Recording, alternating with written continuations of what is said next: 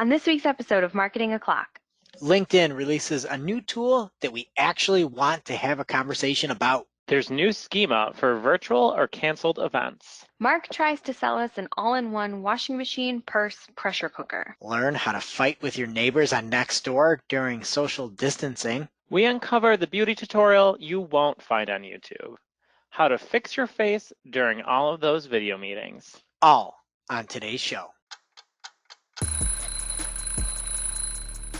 Marketing O'Clock is your weekly dose of digital marketing news, a proud part of the Search Engine Journal Podcast Network.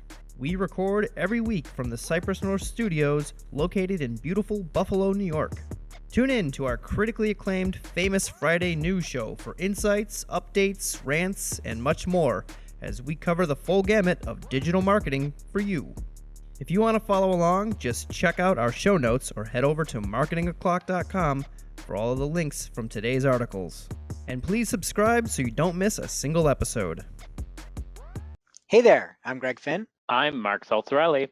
And I'm Jess Budd. It's officially Marketing O'Clock. Here on March 20th, 2020. Remember, you can catch our Famous Friday news show each and every Friday morning. All of your digital marketing news from the week. Powered by the digital marketing community. Join us in the conversation. We're at Marketing O'Clock everywhere. And in case you couldn't tell here early, today's show is a little bit different as we are doing this well further than 3 feet away, well further than 6 feet away. We're working from home, dialing in. So the audio quality may be a little bit different, and we actually aren't going to be on, our faces aren't going to be on YouTube today. Which is a bummer because that's like Shep's dream. And she's not here. I know. So Such a shame. Where are you all recording the show today? I'm coming from my attic apartment that I am living in and can't leave. It's Jess? definitely quite the experience. I'm in my home office, which actually has a desk, but there's no art or anything on the walls, so I'm motivated now to do that, even though you guys can't see me. Yeah, it's a podcast. We'll be okay. Yeah. And then I'm in my basement trying to isolate myself as far away from my kids as possible. So if you hear any screams, that's probably on my side. Oh, smart. I sent my kid out with the husband. They're driving around in a car, not making any human contact, but they are out of the house, so we shouldn't have screams over here. And I don't have any of those. Kids, that is. I do have screams. So Jess, who are our sponsors this week? This week's episode of Marketing O'Clock is brought to you by Ahrefs. Whether you work for a big brand, run your own small business, or do freelance work, getting traffic to your website is always an issue. Ahrefs is an all-in-one SEO toolset that solves that problem. It gives you the tools you need to rank your website in Google and get tons of search traffic. Want to learn more? Check out their blog or YouTube channel for step-by-step SEO tutorials. And they have a 7-day trial for only $7. Head on over to ahrefs.com to sign up. That is ahrefs.com. Today's show is also sponsored by Opteo.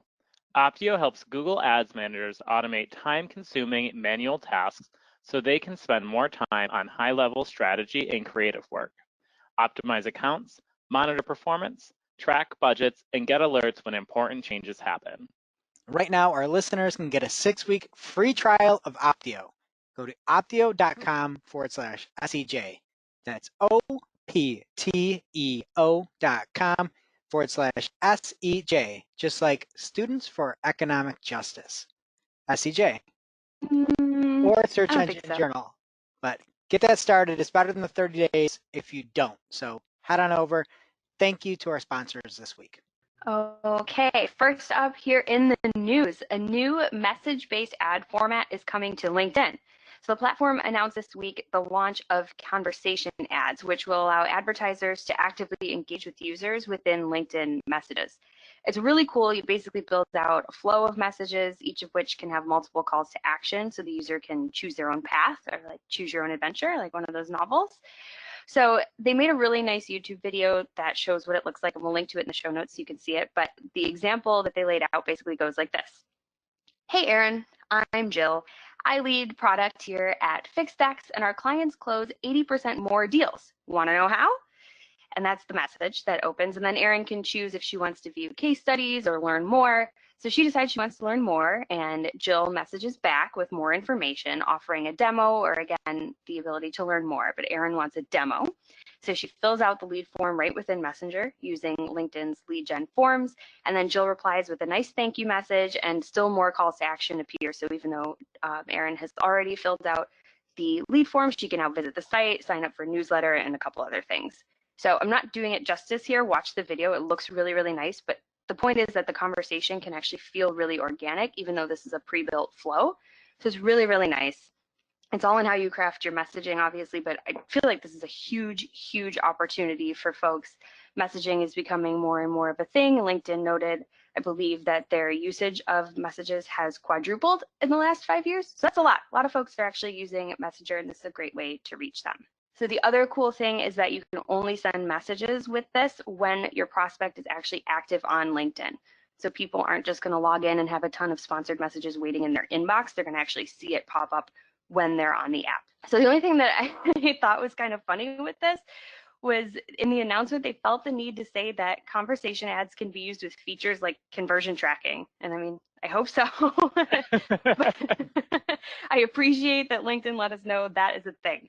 So conversation ads are going to be rolling out globally as a beta, but globally to everyone in the next few weeks. So keep an eye out in your account. It seems like a really, really cool thing to be using. So yeah, I absolutely love this. I know like LinkedIn has been saying they're rolling out more conversation-oriented features, but I think out of all of them, this is definitely the most useful, like much, much more useful than LinkedIn Stories. And I think it's really awesome that this comes, like these message ads already have the capability to build out these conversational flows. Because I remember like when Facebook came out with message ads, like you could only have one option, and already having this natively be a part of the ad is just really exciting, and there can definitely be a lot of opportunities here, especially when you consider that you're giving them multiple options after they convert, whereas with like a lead gen form, they'd be done after they fill out the form. Yeah, it's really sweet. I'm excited. And next up is some new news from Google, where there is some new rich data attributes based around all the happenings that are currently going on and why we're all home recording this podcast. But there are some new event status types for schema. And so you can now have schema for when an event has been canceled, because that has become a big thing lately, as we all know. So you can set a property to be event canceled, and you can still include the original start date.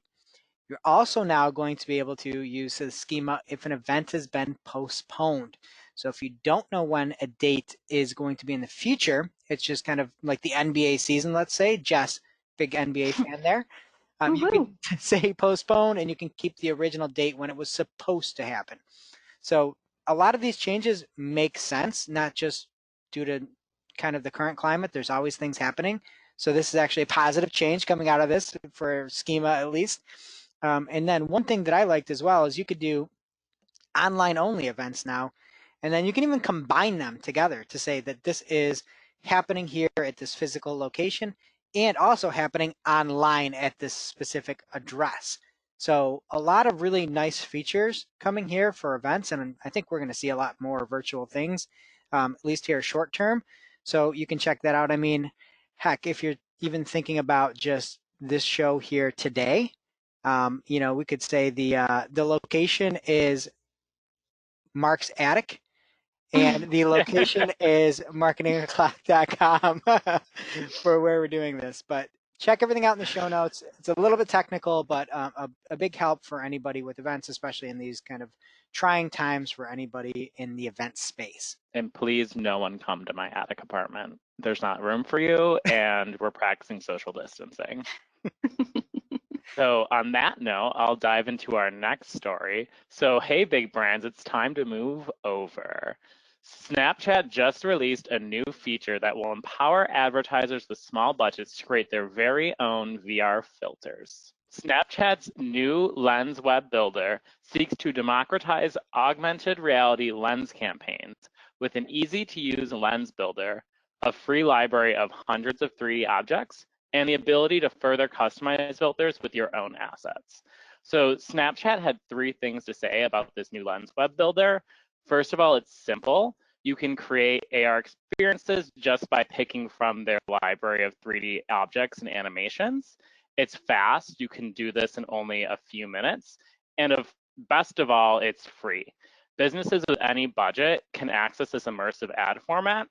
The only catch is that there are some daily minimum campaign spend requirements, but they did not specify those at this time. So if you want to do your own virtual reality Lens campaign, you can access the Lens web builder when creating ads within an awareness campaign or from within Snapchat's creative library. So when building your Lens, you'll have the ability to start out with pre-built customizable templates or to create your own lenses from scratch. So these lenses can include your business logo, any of Snapchat's 3D assets, your own 2D assets, stickers, sound, and of course, text. So this really could be a game changer for smaller brands in terms of ad engagement, because about 75% of users engage with this AR content every day on average and spend about 3 minutes on it per session. So that's crazy. Think about how much more engagement smaller brands can get out of this compared to what they're currently doing with awareness campaigns in Snapchat. My only question is that with this kind of new capabilities, is if any smaller brands will be able to make VR filters as horrifying as Taco Bell's Cinco de Mayo shell lens. But I guess only time will tell here. The shell I lens. missed that with the shell, yeah. Oh my God, it's like your head became like a taco shell, and it was like your eyes and nose and mouth were there, just like imposed onto a taco shell. Like it was scary. It was not natural. No, maybe we shouldn't talk about it anymore. You guys Great aren't contrast. even laughing. It's so awkward because it's all virtual and I'm just here alone. Well, next time you see me, you can try it again in person, and we'll see if I laugh then. No, I don't think you will. I'm just going to cut my losses at this point. All right, last year in the main news, Facebook has created a $100 million grant program to assist small businesses dealing with the COVID-19 impact. So here's a quote from Facebook's COO, Sheryl Sandberg. She said, "Small businesses are the heartbeat of our communities, and many of the people who run these businesses are heavily affected by the crisis, especially as more and more people sensibly stay home. The longer the crisis goes on, the greater the risk to small businesses and to the livelihoods of their owners and employees. That's why today I'm announcing that Facebook is investing $100 million to help 30,000 small businesses in over 30 countries where our employees live and work." So that's huge. That's really, really awesome. They haven't made the eligibility requirements clear yet, but to all of our small business listeners out there, if you're interested, you can sign up to receive more information on the program, and then they'll be sending out hopefully what those eligibility requirements are. So they have a website that they've created for this program. We'll have a link to it in the show notes. So go and sign up if you're interested in getting updates on that. And again, I just think it's a really, really nice thing of Facebook to do, giving back to the community that's been such a large part, obviously, of making the platform what it is. So kudos there. I also recently read about a grant program that Amazon has in place as well. It's specifically for small businesses located near their headquarters, though. So if any of our listeners are in Seattle, we'll toss a link in the show notes for that as well, so you can go out there and try and get some money. I just think it's nice that these, big companies are doing what they can to help the small guys that are really getting hit right now. Good vibes. Speaking of good vibes, we've got a new segment on the show this week, and it's called Good Vibes and Marketing Wins. And on Twitter, I reached out and I said, "Hey, digital marketers," or something to this effect. Has anybody had any marketing wins or any good news out there that they wanted to share on the show? We'll probably do it from here on out each week on @MarketingO'Clock on Twitter. So follow along, and if you want to join, just respond to our tweet and we'll include you. So here were some of the responses from this week. Probably one of the hardest weeks, I would imagine, in digital marketing, at least since 2008. So for a long time, but there was still some positivity. And LaChase, LCHASSE on Twitter, said that he closed one new account this week and have a couple of clients still beating sales goals for the month online, not due to hoarding, which is an important part. So great news. They got somebody on the board and is still hitting those goals. Next up, Colin Slattery @CJ Slattery on Twitter, CJSLATTERY, said, we closed a couple of new clients who have been in the pipeline for a while. And what a time to close. Kudos, Colin. Next up, we've got a message from Taylor Flynn. I believe Buffalo's own Taylor Flynn, if I'm correct. And she said, I'm spending huge distraction-free chunks of time on optimizations, especially keyword research that I wouldn't have in the office. Muscle chart going upwards emojis. Great. And then let's finish it off here. Kim Tomsik of also Buffalo fame here. She said, hey, Greg, our team is working from home, and I want to give my praise to work collaboration tools like GoAbstract, InVision App, Slack HQ, Asana, and Google Hangouts. We're able to meet virtually, stay up to date on tasks, give feedback, and get work done remotely. So it sounds like with a good group of tools there, we're still cranking ahead. So nice work, Kim. And lastly, some other hints, or I guess tips from Michelle Ashby about using Calm as a business guide to stress and anxiety relief. So it sounds like that relief is being conquered or given. I don't know, granted? How do you get relief? Who knows? People are being relieved. You just got to go to Calm. We're all chasing after it. So, and lastly, Andrea Cruz, friend of the show, has a list of companies that are doing good in general, and they're just being positive in how they're supporting the community. So check our show notes if you want to see that. Again, I think that is just something to keep positive thoughts and forge ahead here. And even us, we closed a fun video ad project that we had in the pipeline as well. Might be a little bit delayed on it, but we're going ahead making landing pages that are pretty sophisticated, and even in some tough times you can still make it work. So go on out there and get it next week, everybody. Now it's time for this week's Take of the Week. This is a #fire digital marketing take with extra spice served up for you. We simply deliver the take for your consumption. We give no opinions. We do not influence. You make the call. And this week's Take of the Week comes from Melissa Mackey at Mel66 on Twitter. And she says, Google has a real opportunity to help its advertisers by providing tips during this crazy time. Instead, this is the mail we got from a rep, an email we got from the rep. #PPC chat. And this is tweet 1. I wanted to point out that we are still budget constrained in our branded search campaigns and are missing out on form fills due to a lack of search budget. Quotation. Are you freaking serious, Google? #PPC chat. Twitter message 2. What a stupid missed opportunity. How about there are some things advertisers can do to mitigate lost business? And that doesn't mean increase your budget, you idiot. #PPC chat. Final tweet. We're not supposed to have opinions, right? We're just going to sigh and move on. Oh, I have opinions on this. This is very A lot. This is as expected. I mean, this is what happens, unfortunately. I saw some other responses as well that were even more egregious. But yeah, like you hear a lot of people saying, hey, those automated tweets that you've got scheduled, pull back on those, and maybe pull back on the outsourced sales team as well. And it'd be crazy if they were actually notifying you about that via mail.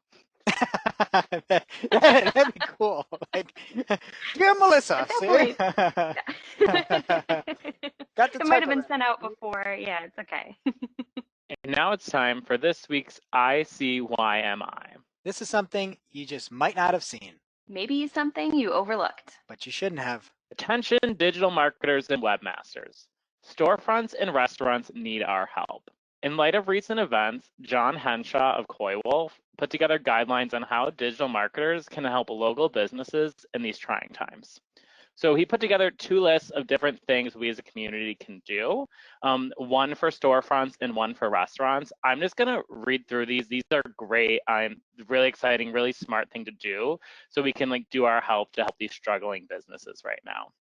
So for storefronts, some of the ideas he had were walk them through the process of getting on Shopify or WooCommerce, using the e-commerce platform's add-ons to connect their store to sales channels like Google Shopping, Facebook, Amazon, or eBay, helping them create paid marketing campaigns and make fiscally sound decisions, help them properly promote their products and services on social media, and help them set up email campaigns and announcements with special deals. And then on the restaurant side of things, he said we can encourage and help them to get set up with Grubhub, DoorDash, Uber Eats, Postmates, and any other reliable food delivery service in their area if they aren't ready. Help them configure and properly utilize Google My Business. Help them create or update and optimize their website for search and conversions. Get them added to Give Local, where patrons purchase gift cards, and also Order Ups, where patrons buy meals for those who are food insecure. And then lastly, help them set up email campaigns with announcements and special deals. So in addition to these ideas, John asked that if anyone has additional ideas on how we as a community can help out, that you should reach out to him so that he can add them to his list. And just as a caveat, this is like really, really important to remember that during times like these, it's not about acquiring new clients, it's just doing kind of our social responsibility to help out.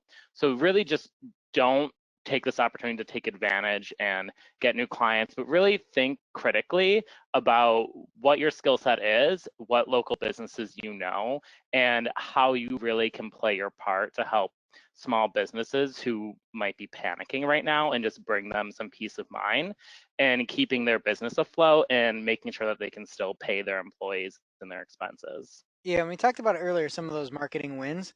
And Mark, I like that point to say it's not about getting a new client, but in a way, you're getting somebody that you're on their team. They're going to remember it. They're going to be helped. The community is going to be helped. That's a win in general, even if there's not a fiscal win on your side there. So, if you got some extra capacity, I think this is a great job. Thanks, John. And again, we'll have it in the show notes if you want to see it in its entirety. Now it's time for this week's lightning round. Pew, pew. At this point in the show, we split up our content into 3 parts: paid, organic, and social. This week's paid lightning round is brought to you by Opteo. Opteo makes managing Google Ads accounts simple and efficient. It automates time-consuming manual tasks so you can spend more time on strategic or creative work or helping out and giving back to the community. Opteo is like an X-ray machine for your Google Ads accounts. It gives you alerts when you need it. It is an all-in-one dashboard, and you can easily surface things that would take a long time within Google Ads. It really is the best way to view your accounts and find out the good and the bad quickly. Mark, how do you use Opteo? So Opteo has a frequency capping feature that alerts you when you have a display campaign running without a frequency cap. This improvement notification is accompanied by stats over the past 30 days, so you can see cost, relative click-through rate compared to other advertisers who are using the same ad inventory, frequency, and unique viewers. And you can use these stats to decide whether a frequency cap is necessary, and if that suggested frequency cap of 3 impressions per day should be adjusted based on your specific campaign. And I think this is really a great feature because no one is perfect. If you're like me, sometimes you just forget things. So frequency capping is an easy step to miss when you're setting up a new display campaign, and it can be vital to achieving a high display quality score and high CTR. So Opteo makes it so you can't forget to add frequency capping, helping you maintain that high quality score and get happy leads. And to learn more and get a 6-week free trial of Opteo, go to opteo.com/SEJ. That is opteo.com/SEJ. And here's what's happening in the paid universe this week. I know this is probably stressing us all out a lot, so I'm just going to get the COVID-19 stuff out of the way and to start with that so we can kind of work through all of that. So first up, it was only a matter of time before we started to feel it, but now that COVID-19 has evolved into a global event, businesses in the US have experienced sudden changes in their Google Ads performance. Ad impressions are down 7%, which is similar to decreases that we see around holiday weeks.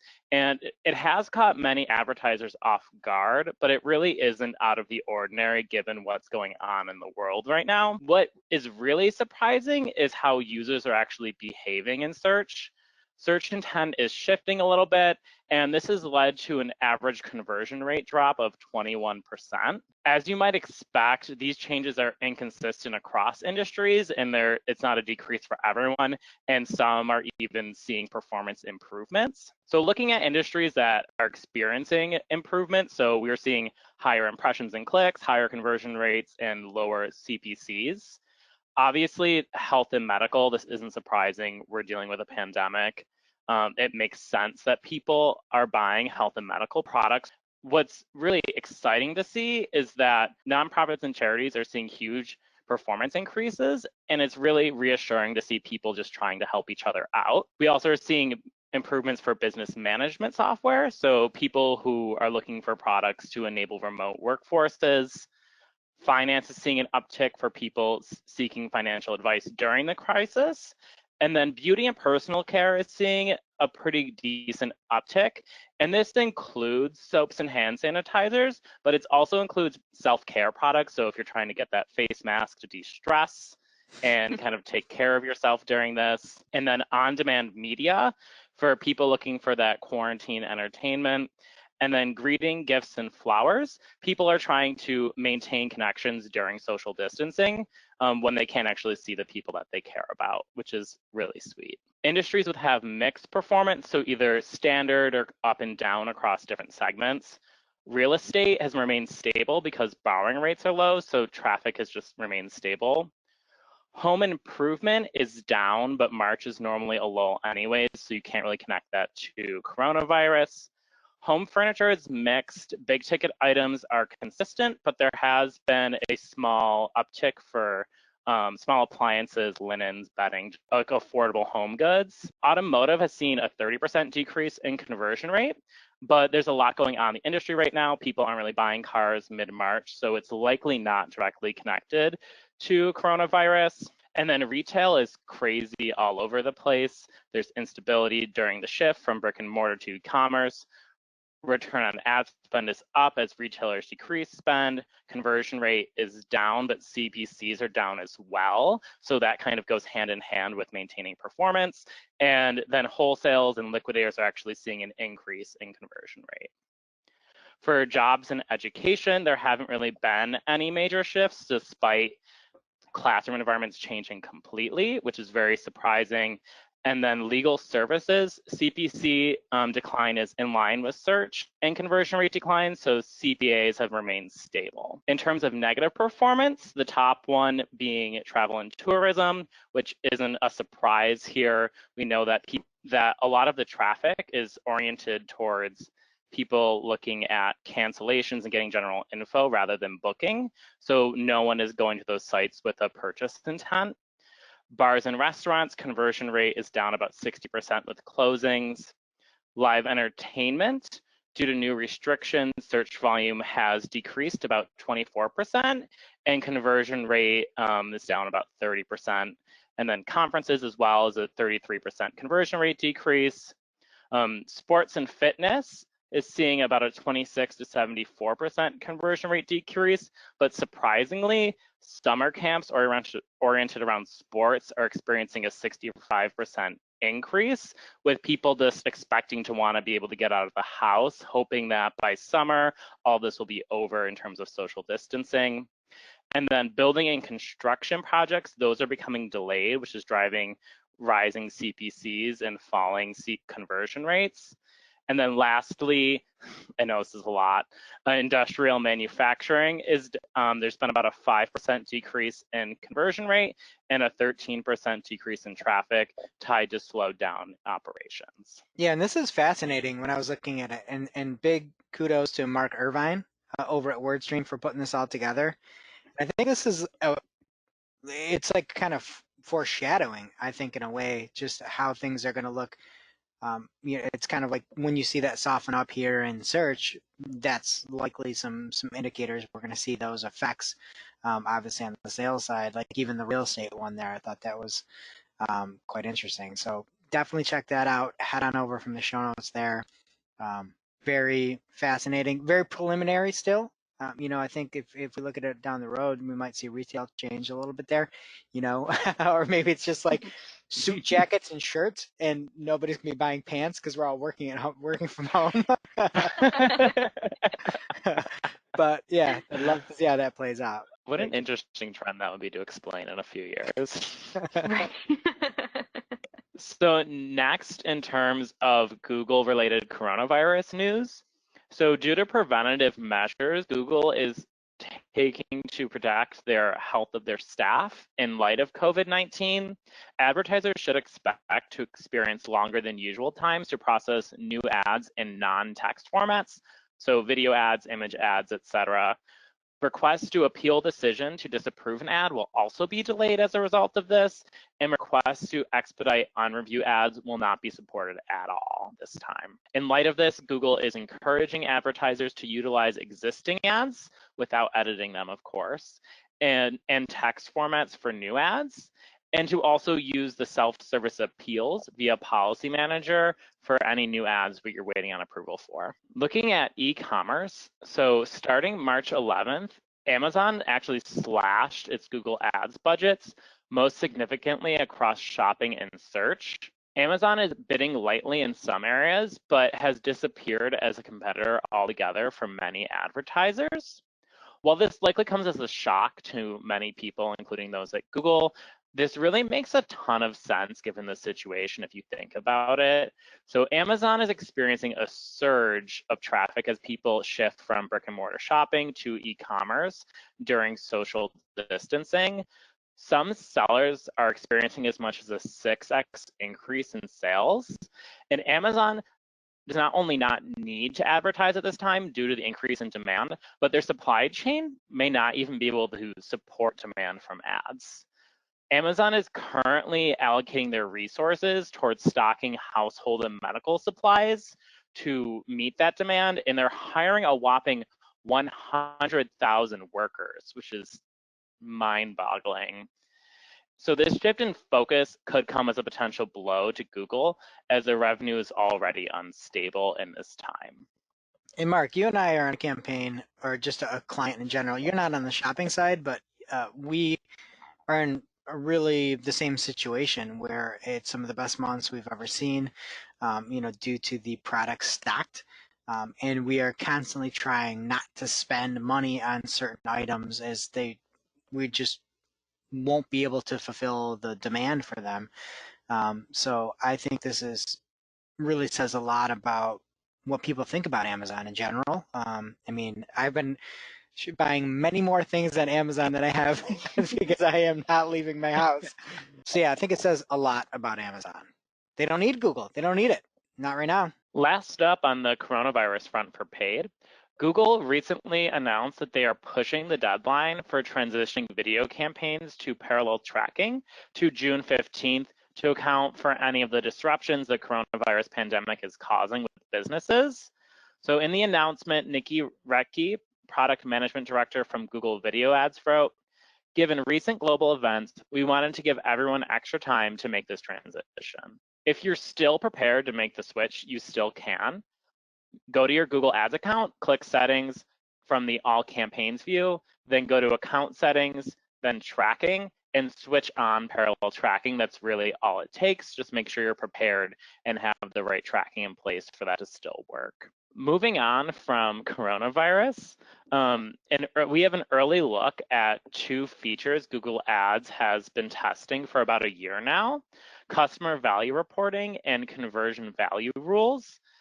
These features were first announced at Google Marketing Live last year and were further highlighted at SMX West last month, but both are still in beta. Customer value reporting will allow advertisers to see a breakdown of their customer base over the past 12 months by gender, age, parental status, locations, and devices. And you can manipulate those views to compare high value, medium value, and one-time customers against all users in a bar chart format. And then conversion value rules will enable advertisers to adjust values for specific conversion events based on locations and devices, and then eventually audiences. These rules will be applied to both bidding and conversion reporting.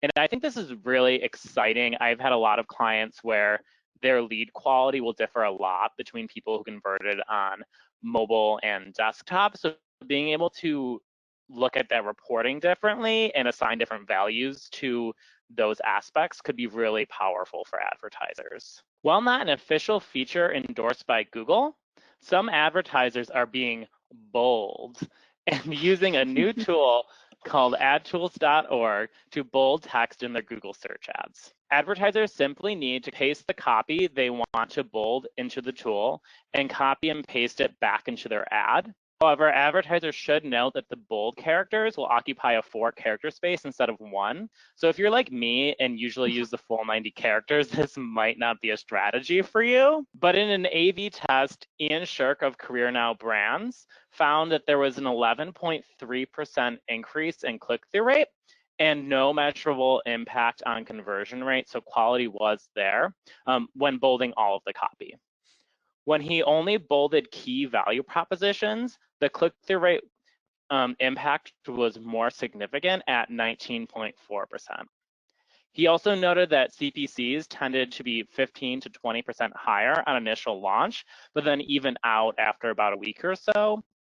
And then Google initially assigned the bolded ads a lower quality score by about 1 full point. So there are some penalties here, but they seem to go away over time based on your click-through rate. And I know that this was a full write-up with all the details, and it was very, very well done over on Search Engine Journal. Thanks, Ian. The issue is when you write something up like this, you are going to not be able to have this in like a month. Like, Ian, Caught red-handed. you should have kept that one in your pocket, man. Like when you find out a workaround on there, the last thing you want to do is exploit that. So if you're trying desperately to replicate this and you're listening to it now, it might not be active anymore because the cat is officially out of the bag, Ian. You let it out. Bold move. In summary, this can be effective for conveying important messages, drawing attention to calls to actions, and highlighting key value propositions. And this isn't just for Google. This tool is also compatible with Facebook and Instagram by Facebook. And then personally, I don't know how everyone else feels, but I'm pretty skeptical about this and would think that bold text would drive unqualified traffic. Obviously, Ian didn't experience that in his test, so it might be worth the test for you. But to me, it feels like a bit like cheating, and I'm like a play by the rules person, but we'll see how long it takes for Google to catch this cheating. Totally. I'm with you. I fear authority, so I'm just sweating listening to you talk about this. But also to your point about character limits, I mean, I'm usually hitting mine, so this wouldn't work for me anyway. But I don't know if I fear Google as an authority anymore. Yeah, limited staff. Hey, now's the time to test. This just in, fresh and hot out of the oven from at Stephen Johns 21. 21 got another one. Google rolled out a new feedback mechanism for audiences in the Ideas tab, and he gave it a bug thumbs up. Users can now give a thumbs up or a thumbs down to let Google know if suggested audience ideas are relevant to them. If only they had this type of feedback for optimization score requirements. Wow. And isn't this like the case for editing tweets? I don't think Yes. Steven meant to We say have a lot of those on this show. it's a But I bug do thumbs up. really appreciate a bug thumbs up. Yeah, that's my new thing. But If it is a bug. it's bigger than a big, it's a bug thumbs up. This week's Organic Lightning Round is brought to you by Ahrefs. Ahrefs makes competitive analysis easy. Their tools show you how your competitors are getting traffic from Google and why. You can see the pages and content that send them the most search traffic, find out the exact keywords they're ranking for, and which backlinks are helping them rank. From there, you can replicate or improve on their strategies. If you're not getting significant search traffic, Ahrefs tools can help to find topics worth creating pages or content on.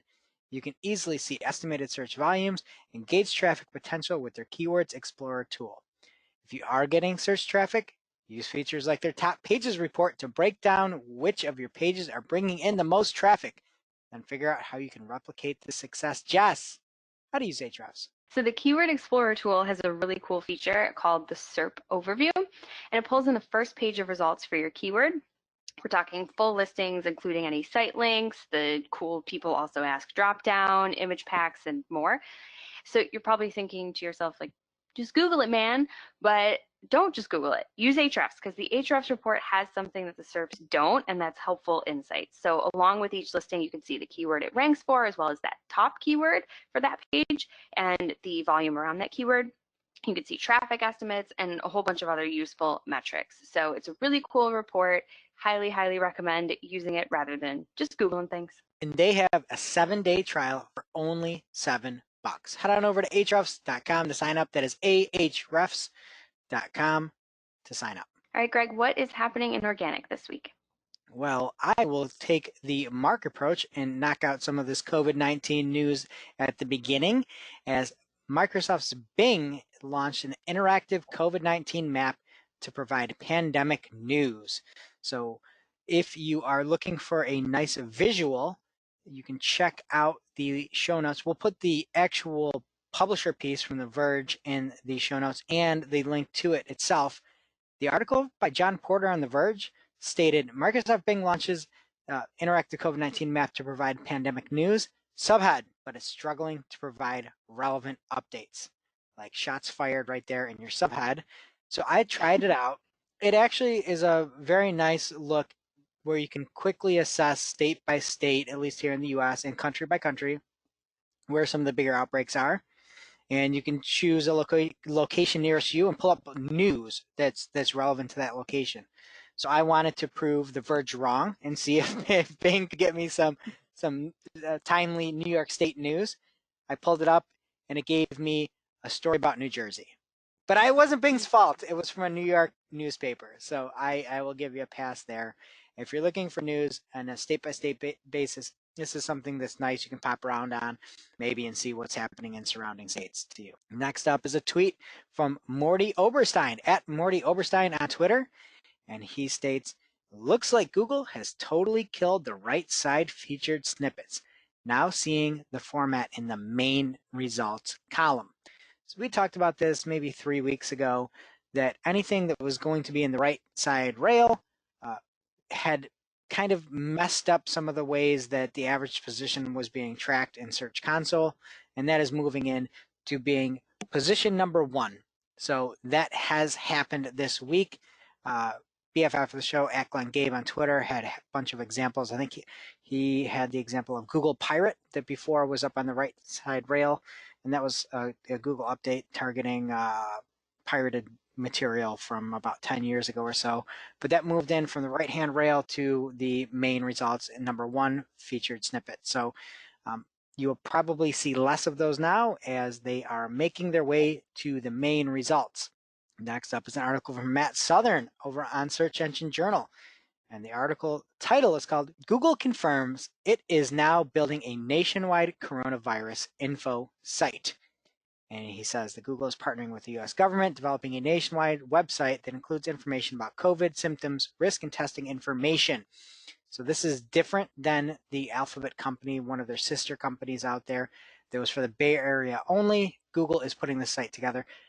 And on the Search Engine Journal post, I read the post, and at the bottom it said, also see, Google is not building a coronavirus testing website.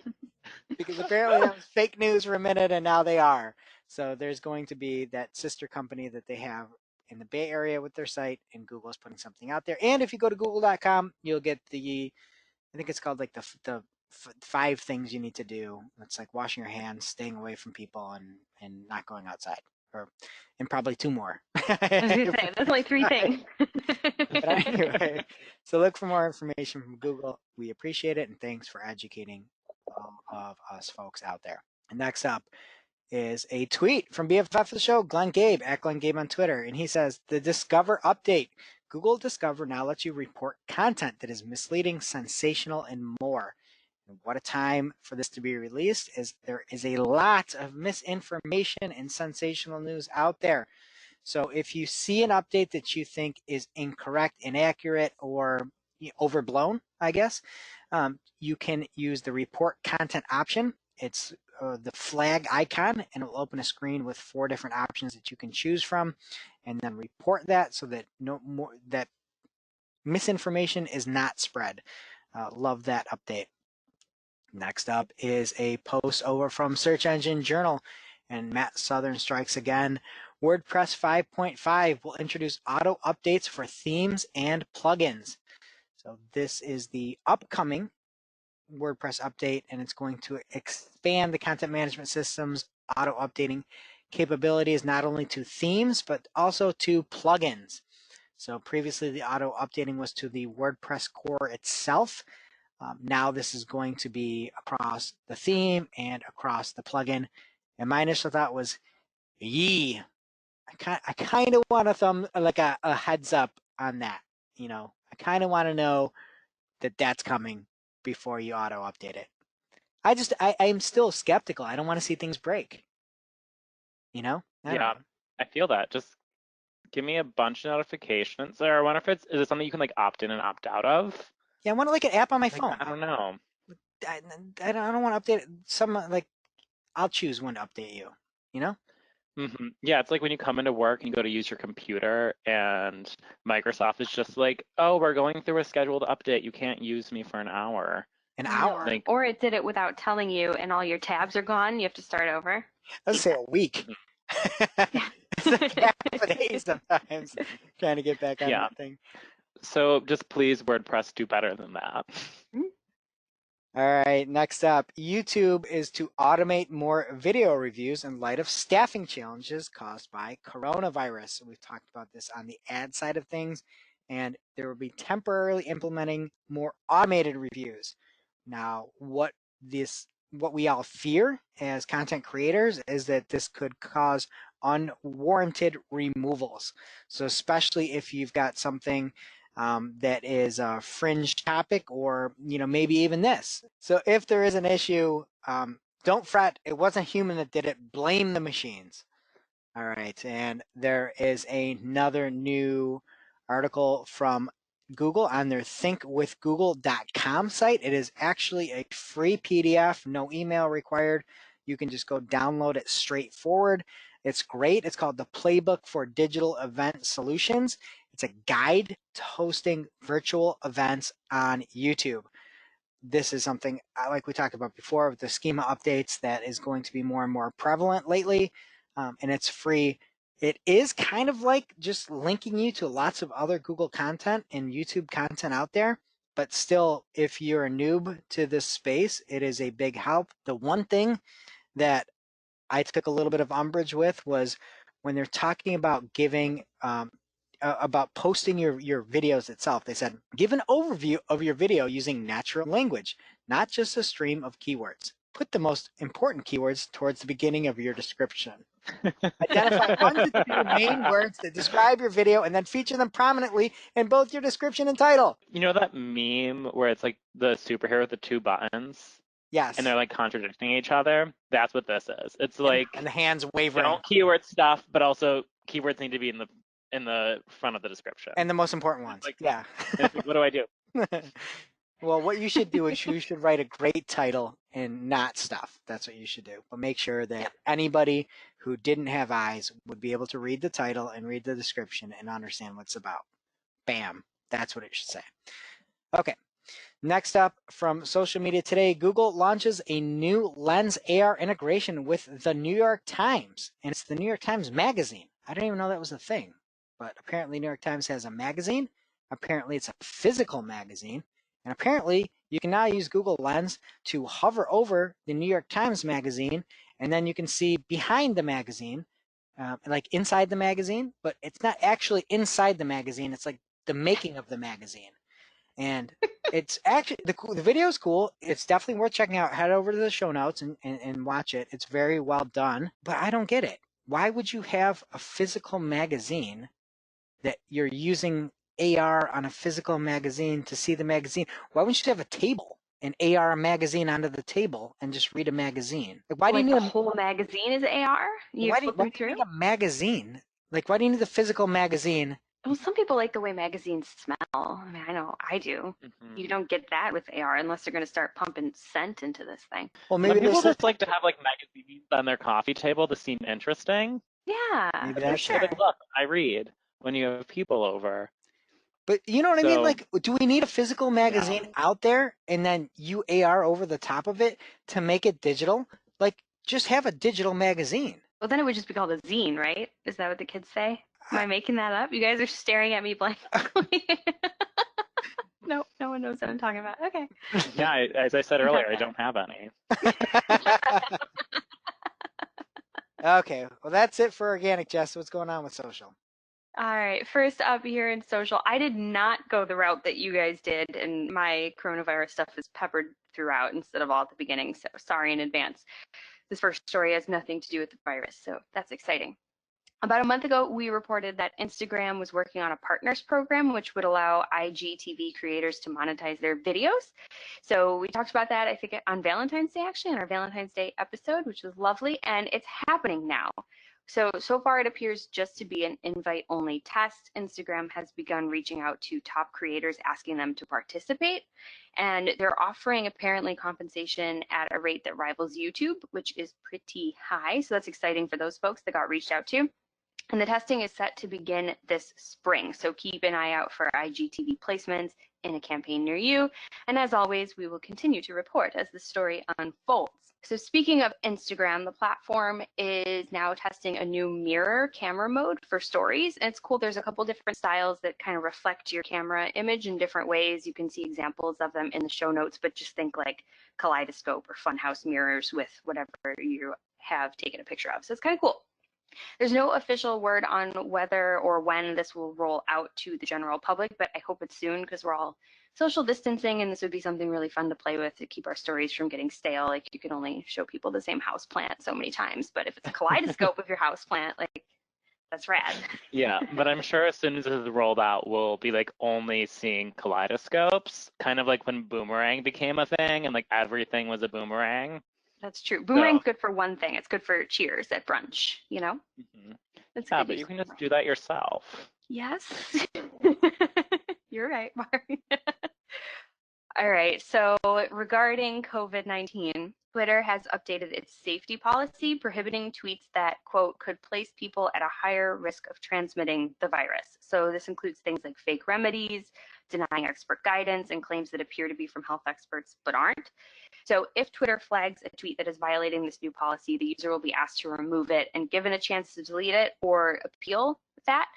And either way, they won't be able to tweet again until the issue is resolved, and the tweet in question will be hidden from public view. So some of the examples in the article, pretty ridiculous. I can't even believe they're real. I'm not going to read them, but people are out there tweeting crazy things. So I'm happy that Twitter is trying to combat this. Moving on, Shep's not here to say her catchphrase, so I'm going to say it. 21 got another one, but I think Greg already said it once this episode. So Yeah, and I forgot to address that. Shep is actually here. She's listening in for the show. She was supposed to be on an airplane, but other things have arisen, so we had her sit out as planned. But she is still here and doing well. She is, and she just messaged us hi on Slack because she is listening. So hey, Shep. But Hi, yeah, Shep. 21. Yeah, hey. 21 got another one. And since I'm playing Shep, Greg, this is the part where you say his name and his handle. Oh, you mean Stephen Johns at Stephen Johns 21 on Twitter? Exactly. So he spotted a new feature in Facebook Messenger that allows businesses to send products from their shopping feed directly to another user. It sends product information and the URL along with it. There's a cute little shopping bag icon, I think, or it might be a crock pot with a price tag. I can't really tell. But if you click on the crock pot, you can send products to other users. I think it's one of those dual use items. A crock pot shopping bag. Yeah. Love those. Oh, is it like that thing that I got from Ninja that does like everything? Oh yeah, that you What need do an you have from extension cord to use. Yeah. Does it do laundry too? It's What like does it do? it does it all. I mean, it's a purse, it does laundry, it's a crock pot, it's a pressure cooker, it's a dehydrator. It's an air It's fryer, right? anything you could ever need. Yeah, it's an air fryer. That's why I wanted it. You can also use like an oven, a steamer. One of my friends actually worked on it, which is how I knew about it. But it's like really cool. It's like 8 or 9 different appliances in one. All Mark talks Is it about a blender? is this Don't know appliance. if we will get in trouble with Ninja for saying it's a washing machine and a purse, but Sorry if anyone from Ninja hears this. We're not trying to cause any issues. We're not spreading misinformation on Twitter. Our bad. They're jokes, Ninja. They're jokes. But we'll put the link in that product that Mark raves about in the show notes as well. Oh, good. I'll buy it when this is all over. All right, next up, more from Facebook. An apparent bug in the platform's spam filters has been blocking users from sharing coronavirus content from certain news sites. And people were tweeting about the issues they were having. And Alex Stamos, who, according to Business Insider, is an outspoken former Facebook security executive, said that it looks like an anti-spam rule at Facebook is going haywire. Facebook sent home content moderators yesterday who generally can't work from home due to privacy. We might be seeing machine learning going nuts with less human oversight. And I paraphrase there a little bit. Quick question. But machine learning going nuts without humans, huh? We're Are important. you going to ask what I'm Important? thinking? I think so. Is that an Uncle Jesse joke or no? It is. Yeah. Well, Why don't you go? Jess, you're clueless. Alex, any relation I to am. John? Oh, Stamos. I'm not Yeah. clueless. That's what all The the Greek listeners yogurt are guy. thinking. You were Uncle lost Jesse. for a little bit there. I don't know. I thought you were talking about machine learning. I didn't go all the way back to the guy's name. Sorry. I'm sure they're related. They're probably brothers. No, I literally perked up as soon as I heard Stamos. Really? I guess it's probably not that Yeah. common. Listen, Um, I'm gonna let you in a little secret. Every one of the listeners, that is all that they clued into was Stamos. And everybody out there, you listening right now, I know that you did. It's facts. Fine. Sorry, I guess. I am social distancing myself from pop culture as well, I guess. So anyway, Facebook denied that this bug had anything to do with the changes involving their content moderators, and maybe it does, maybe it doesn't, but I think we should cut them a little slack on this one because they're trying to do some important work regarding being a resource for trusted information on COVID. BFF of the show, @GlenGabe, shared an announcement from Facebook regarding Facebook's new coronavirus information center. It's meant to be a central place at the top of your news feed that'll feature the latest news on the virus, as well as resources and tips for staying healthy, which is very nice of them. This is to roll out in Italy, France, Germany, Spain, the UK, and the US by the end of this week. I checked on my phone a little bit earlier, just before we recorded. I didn't have it yet, but it should be coming ASAP and to more countries after that initial rollout. So keep an eye out for that. If you do need a good resource, Facebook will be your guy. Lastly, here in news from the little social network that could, Nextdoor has launched a help map to assist people during the coronavirus outbreak. The map allows users to indicate that they're available to help, so they could say like, hey, I can grab groceries for you, which is really, really nice. That's what being a good neighbor is about. So this is a great addition to Nextdoor, and it's way more useful than the map that they use for, say, trick-or-treating, which it's cute, but I think I'm the only person in my neighborhood that use that map. So I hope people actually use this for good and help each other. It's a really valiant effort. I love Nextdoor.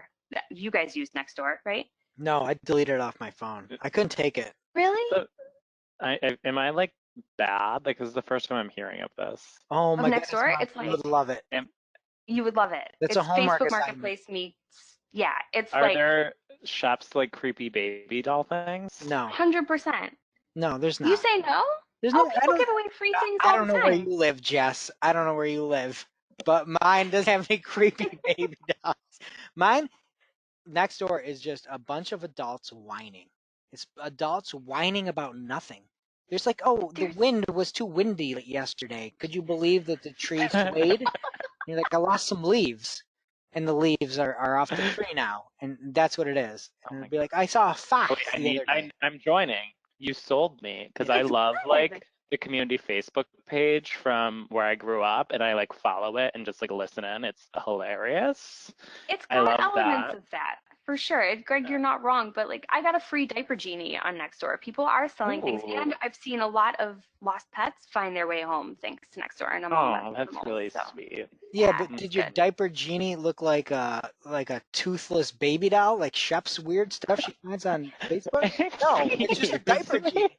It's just like a diaper genie. Like next door is a normal place. Facebook Marketplace is next level. Yeah, okay, fair enough. But anyway, it has those elements. It's if anyone's not using it, they should be. I like it, and the map feature here is really nice. If you want to help your neighbors, sign up for Nextdoor, use the map, and hopefully folks that need your assistance are also using the map. Anyway, valiant effort. I will Make sure say it. you've got a lot of complaints loaded up. It's prerequisite for Nextdoor. And that brings us to our real life segment, straight out of our accounts and into your ear holes. It's time for Working Hard or Hardly Working, where we talk about what's going on in our IRL work, good, bad, or otherwise. Hey, Mark, what's been happening with your accounts lately? This week, I was actually talking to a rep at Capterra on behalf of a client. And if you aren't familiar with Capterra, it's a review site for B2B software that offers paid lead generation capabilities along with the reviews side. And he said that despite the decrease in traffic many advertisers are seeing on Google and other networks, they're actually experiencing an increase in traffic because many companies are evaluating their software options as their workforce goes remote or changes. Don't know what remote is. So if you work at a B2B software company, you may want to consider investing in Capterra right now as another option for driving leads. Jess, what's up in your accounts? So not so much account-based, but more internal-based in how we're working. Our team, we talk about it all the time. We use Slack, so we're constantly communicating with each other, even when we're at the office. But now that we're all remote, we've been doing daily stand-up video calls every morning with our team just to check in on each other. We do talk about client stuff and see who needs help, but it's just been really nice to see everybody's faces and keep good teamwork vibes going, even though we're all sitting alone at a computer. And I just think video calling in general, I know like when sometimes you just want to like look at your buddy next door and ask a question at their desk, and you don't have that. And we've been using video calls for that too. I know Greg, you and I just pop in and say what's up and ask a question quick, and it's easier than Slack sometimes. So I know people might be intimidated by video calls, or they're hesitant to use it just because they think they're interrupting people, but I really feel, I mean, this is day 4 of working remotely, and I feel like they've really helped us as a team. So whatever software you want to use for that, guys, just do it. Don't hesitate. Greg, what about you? Great. Yeah, and at a time like this, I just wanted to say, I know we talked about it last week, trying to negate a bunch of news sites out there. You want to watch your placements and get to excluding and negativing out those placements. And also, we had that one client we talked about a few moments ago that has a big shopping, has a shopping side, a DSA's side, and just search in general. And so we started making some shared negative lists just to make sure that we cleaned up some of the things that we could not meet demand with. And we did it in a way that would be temporary, so that we had a negative list that at any point we know it's applied across all campaigns, and we can remove a keyword in that list if something does come back in stock. So it will help us be much more flexible and nimble with this kind of strange new time that we're living in. Now it's time for this week's WTH. Misguided. I'm like, who does that? Just get rid of it. I'm over it. Where we rant, rave, and roll our eyes about a trending digital marketing topic. What are we coming to? Honestly. See what had us asking WTH. this week. Rules. No abnormal body shape, such as chubby, have an obvious beer belly, obese, or too thin. No ugly facial looks, such as disformatted face, fangs, lack of front teeth, senior people with too many wrinkles, obvious facial scars, and no facial deformations such as eye disorders, crooked mouth disease, and other disabilities. What are these rules, you ask? While they sound like ex-Abercrombie & Fitch CEO Mike Jeffries' controversial brand aspirations, they're actually part of parent company ByteDance's TikTok community standards for content moderators as obtained by The Intercept. So these are content standards they release to their community managers to decide what content should be out there. They were originally written and then poorly translated into English. And that these standards instructed moderators to suppress posts created by users deemed too ugly, poor, or disabled for the platform, content that was filmed in locations deemed shabby, dilapidated, or rural, which they explained as not fancy or appealing. And the moderators were told to look for disreputable decorations and cracked walls, and posts that displayed any sort of political dissent, like hello censorship. So TikTok users who kind of met any of these guidelines were punished by having their reach artificially narrowed. This is terrible. This is Terrible. awful. It's just completely indefensible. I don't know how things like this are still happening. It's just every once in a while something like this comes out and it's just like, who? Like what?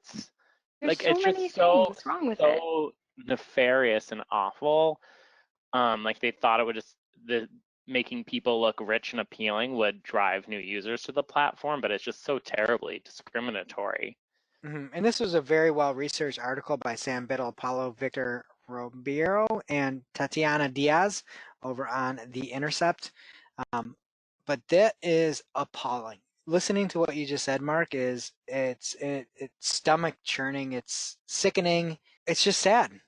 It's just sad. Yeah. Yeah, and there really hasn't been that much remorse for it. The TikTok spokesperson, Josh Gartner, claimed that these guidelines are either no longer in use or in some cases appear to never have been in place. But he didn't provide any specifics on this, just gave that statement. And then specifically on the policy of suppressing videos featuring what they deem to be unattractive, disabled, or poor users, Gartner stated that these rules represented an early blunt attempt at preventing bullying, but are no longer in place and were already out of use when The Intercept obtained them. However, he does not explain how this makes any sense in terms of preventing bullying. And sources indicate that both sets of these policies were in use through at least late 2019, and that there was another part of the policy that specifically applied to live streaming that document was created in 2019. So this is very recent. I like how your answer is, I'm going to go start bullying people that don't meet my criteria of beauty and under the guise of I don't want them to be bullied. It's like, no, you can't say that. No, you're making them invisible. You're bullying. Yeah. Yeah, it's just so arbitrary and random. Like, I don't know, and this is how they're defining it. It's like you have a cracked wall, so your content is worthless. Honestly, though, out of everything that was in the article, that part was the part it was heartbreaking. It's heartbreaking that you say that somebody's wall isn't up to your standard and you can't be on our social media app. It's heartbreaking. I don't even have words for just how out of the ordinary and just incomprehensible this is. The one thing that I thought that is sort of funny about this is I could just imagine them not posting anything on Halloween. Like no fangs, no Frankenstein obvious facial scars. Like, there's no content on Halloween this year. Yeah, and on a lighter note like that, like shabby decor, have you been in a teenager's bedroom? Like they put anything on the walls and they're the ones out there using TikTok. So like this is just this stupid all around. It's stupid. Well, they said disreputable. Oh, what is this? No, they said shabby too. Shabby was used too. But in another part, they said disreputable decorations, and I don't even know what that means. Like you didn't water your plant today? Like what does that mean? It's disreputable. So insane. And I can't they were making people go through and make these decisions. I don't want to be that guy. I don't know. Does not compute. Okay, well, on to something a little bit more happy here. We're going on to our segment where we talk about segments each week. And if something sticks, we take it into the real world. And first up, we're going to talk about some positivity with freebies. One of the beautiful things about this community and people in general is in any time of crisis, we see sometimes and most times the best in people, as long as not those folks over at TikTok. So somebody that's doing something great is Glenn Fleischman over at TakeControlBooks.com. He is making his Take Control of Working from Home Temporarily book free. I think it's only 55 pages. You can head on over, download the book. I believe it's for this week, maybe a full-on week from when we launch the show. But don't miss it. Head on over to our show notes to get it. It is a free book. Additionally, Tim Solo of the fantastic Ahrefs tool that you may have heard something about is offering a course that used to be $799 called Blogging for Business. for free. So if you find yourself having to do multiple tasks, maybe your workforce isn't as strong as it was, you're asked to do more. You've never blogged before. It is a course over on Ahrefs. You don't need a credit card. You can just hop on in. You do need to sign up, but it is absolutely free. And it's nice. There's videos, there's content. It is very, very well done. So thank you, Tim. Additionally, if you're work from home and you've got kids, you might need to distract them some way or another. I make weird agendas that they stick to for some reason. For the most part, just hand me their little assignments on our calls that Jess was talking about earlier. But if you don't have a cable subscription, Sling TV is rolling out free streaming to U.S. consumers stuck at home. They do have a pretty beefy kids section there. So if you're trying to distract your kids in this time, check that out. There might be something that you like over there. And then the fine folks over at Yoast are giving away their all-around SEO training. I believe it's the 101 version for free. So you can head over to Yoast and check that out. I do not know how long that is, but it currently is something that was paid and is now free if you need all of a sudden to learn the basics of SEO. And then lastly, Joe Youngblood Joe over on Twitter has an offer open to restaurants, bars, nightclubs, wineries, brew pubs, gyms, and any other small business hit hard by the pandemic here in the US or Canada. He is going through and will be giving free website hosting with unlimited storage for WordPress sites only, free Google My Business optimization, some maintenance and page speed optimization for 60 days only. So if you're in a bit of a bind or need something, you're just really stuck, head on over to our show notes and check that out. Our next segment here is show notes, and we've got notes about shows that are coming up. So first off, Hero Conference, the conference over in Austin on April 8th and 9th has been postponed. There's going to be a more comprehensive update of Monday of next week. If you were planning on going there, it is no longer going to happen on April 8th. Yesterday, Next 10X in Boston, run by Proficient Digital, had made the difficult decision to cancel Next 10X that was supposed to happen on May 12th or 13th. I have not heard anything else about how that will proceed in the future, so head on over to that site to learn more. And SMX Advanced released their agenda for June 8th through the 10th, 2020. That is in Bell Harbor International Conference Center and still seems to be on. So if you're looking for a conference in June to check out, you can check that out. Unfortunately, my session I pitched didn't make it. I pitched talking about Google Partners, and I didn't make it. I guess nobody cares. Nobody cares anymore. So we care. Thanks. But if you are looking for that again, there is an agenda you can check out, and that is in Seattle on June 8th through the 10th. Okay, and lastly, here in our segment, we have WFH Pro Tips. And these work from home pro tips, first off, comes from Kate. Only name here is Kate on Twitter, and it's @X. I can't even say. You're going to have to go to the show notes to check it out. There's too many letters here. But she says, been working from home for 5 years, and here's my literal only advice. Open Zoom. Go to Preferences. Video. Touch up my appearance. Check. So if you want to look That's good, an option? I didn't know.